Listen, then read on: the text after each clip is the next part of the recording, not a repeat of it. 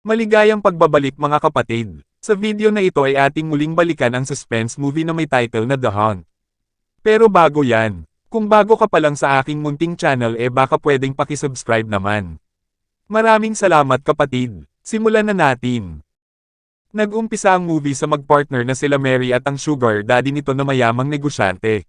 Na si Ray Harper ay nasa biyahe papunta sa isang liblib na bayan sa Canada. Habang sila ay nasa biyahe ay may sasakyan din na nakabuntot sa kanila. Nang sila ay makarating sa liblib na bayan ay kinausap niya ang mga tao doon para ialok ang pagdevelop sa kanilang lugar upang gawin itong malaking subdivision kagaya ng Camille Homes at Villar City. Agad namang pumayag ang corrupt na mayor sa balak ni Ray, ngunit ang ibang mga residente doon ay hindi pabor at ayaw ibenta ang kanilang mga lupa. Kaya sinabi ni Ray na pag-isipan muna nila ang kanyang alok nang sa ganun ay makapag-desisyon sila ng maayos.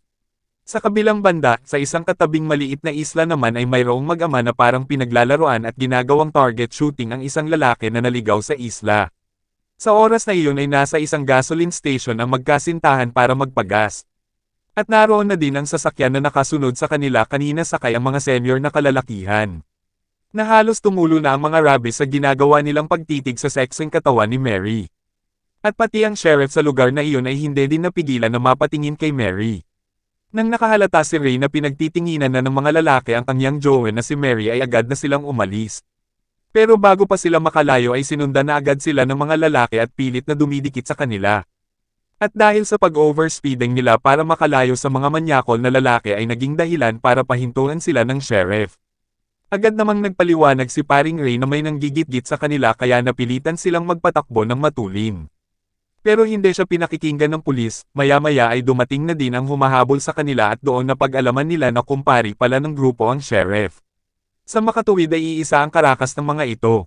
Ang tumatayong leader ng grupo ay si Don Julio kasama sila Rick at Peter. Mapapansin sa kanilang mga mukha na may masama silang binabalak sa magkasintahan lalo na kay Mary. Sa isang iglap ay nalagay sa alanganin ang magkasintahan at wala na sila nagawa kundi sundin ang gusto ng mga hayop na ito. Pinosesan sila at isinakay sa bangka para pumunta sa katabing isla na ipinakita kanina. At doon ay sinabi ng leader na sumunod na lang sila sa gusto nila kung nais pa nilang mabuhay ng matagal. Tinangka ni Ray na suhulan sila ng mga mamahaling alahas at pera pero tinanggihan ito ng leader dahil may ibang gusto ang mga manyakol na ito. Pagkadating sa hideout ay agad na ng agaw ng kutsilyo si Mary at sinaksak ang sheriff. Ganun pa man ay mabilis siyang napigilan ni Don Julio. Pagkatapos ay dinala sila sa isang madilim na kwarto at pinagbantaan na huwag magtangkang tumakas kasabay ng pagsindak sa kanila ng baril. Kinagabihan habang kasagsagan ng ulan ay naisipan na ng grupo na kunin si Mary para umpisahang ang kanilang pagpapakasarap. Naglaro muna sila ng Lucky 9 para malaman kung sino sa kanila ang mauuna, kasunod nun ay sa pilitin na nilang kinuha si Mary mula sa kwarto. Ang leader na si Don Julio ay tumutugtog pa ng gitara habang inuumpisahan na ng sheriff ang pagsayaw at paglamutak sa masisilang parte ng katawan ni Mary.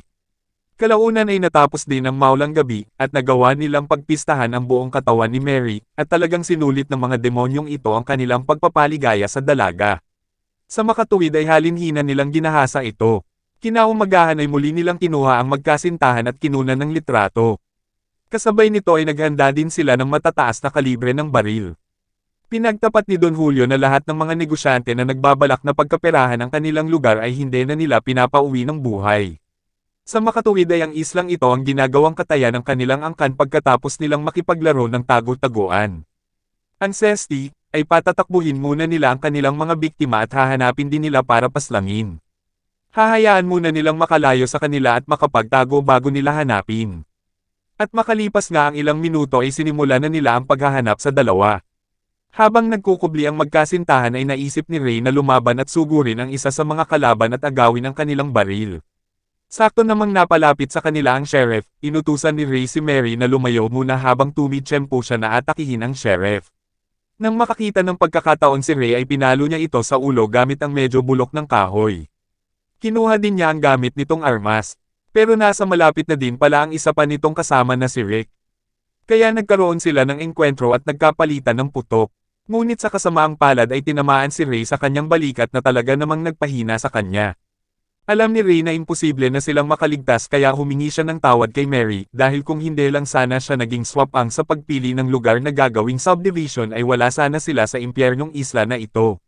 Nang mapansin nila na malapit na sa kanila sila Don Julio ay inutusan niya si Mary na tumakbo na habang sinusubukan niyang labanan ang tatlong ulupong. Sumiklab ang matinding palitan ng putok sa pagitan ni Ray at ng grupo ni Don Julio kung saan ay dehado si Ray kaya naman natamaan siya sa dibdib. Walang nagawa si Mary kundi mapasigaw na lang dahil sa sinapit ni Ray.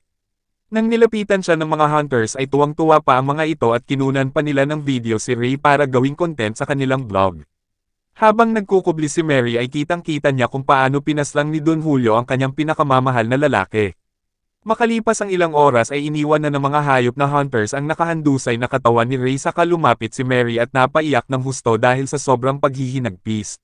Ngunit dahil sa kanyang pag-iyak ng malakas ay narinig siya ng sheriff at tinamaan siya sa kanyang braso.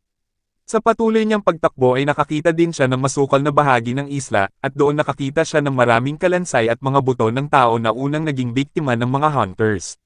Dahil doon ay naisip ni Mary na sobra na ang kasamaan ng mga taong ito. Kaya lakas loob siyang bumalik sa hideout ng grupo, kung saan matapos niyang gamutin ang kanyang sugat at makakuha ng mga baril ay tinawagan niya sa radio ang grupo para sabihin na siya naman ngayon ang tutugis sa kanila. Dahil sa pagkabigla ng tatlo ay agad silang bumalik sa kanilang hideout pero wala na doon si Mary. Nasa gitna na uli siya ng kakahuyan, at ginamit niya ang isang flare gun para makuha ang atensyon ng mga hunters. Ang hindi nila alam ay isa itong patibong sa kanila, pagdating nila sa lokasyon ay agad silang pinaputukan ni Mary at agad na tinamaan si Rick sa kanyang Junjun. Dahil sa walang humpay na pagbaril ni Mary ay napa-atres sila Don Julio.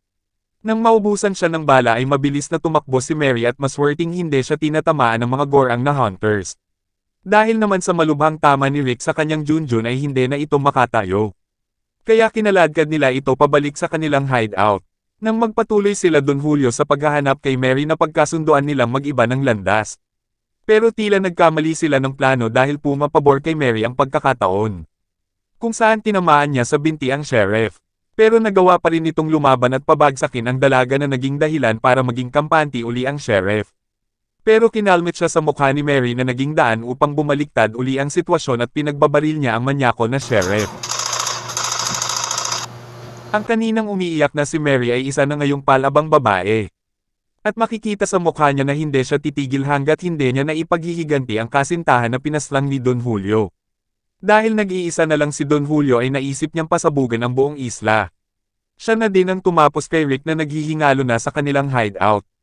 Kasunod nun ay walang humpay na siyang nagpasabog sa paligid para lumabas si Mary na kalaunan nga ay napalitaw niya din ang dalaga. Hindi niya ito tinantanan at kahit saan pa tumakbo si Mary ay talaga namang inaasintan niya ito gamit ang grenade launcher. Pilit namang gumaganti ng putok si Mary para madistract din ang matanda. At sa ilang minuto nilang palitan ng putok ay nagawang madaplisan ni Mary ang tainga ni Don Julio. Nang naubusan ng bala si Mary ay tumakbo siya papunta sa lawa at tumalon. Agad namang pinaputokan ni Don Julio ang ilalim ng tubig at naghagis ng maraming granada. Hindi niya ito tinantanan hanggang sa hindi lumulutang ang katawan ng dalaga. Pagkalipas ng ilang minuto na wala siyang nakitang bangkay ni Mary ay naisip niyang baka nagkadurog-durog na ang katawan nito. Pero nang makabalik na sa hideout ang matanda ay nakita niya na nakaligtas pala si Mary at nag-aabang na sa kanya. Agad siyang binaril ni Mary sa dibdib.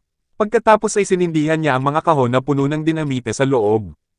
Mabilis na lumabas ng hideout si Mary, habang si Don Julio ay napasigaw na lang bago sumabog ang mga dinamite. Bago magtapos ay binalikan niya ang kanyang nobyo at tinakpan ng bato ang mga labi nito. Pinaslang niya din ang isa pang kasama ng grupo na may-ari ng bangka. Kasunod nun ay sumakay na din siya sa bangka at ito ang ginamit niya para makalayo na sa isla. At dyan na po nagtatapos ang pelikulang ito mga kapatid. Maraming salamat sa panunood. Hanggang sa muli, goodbye.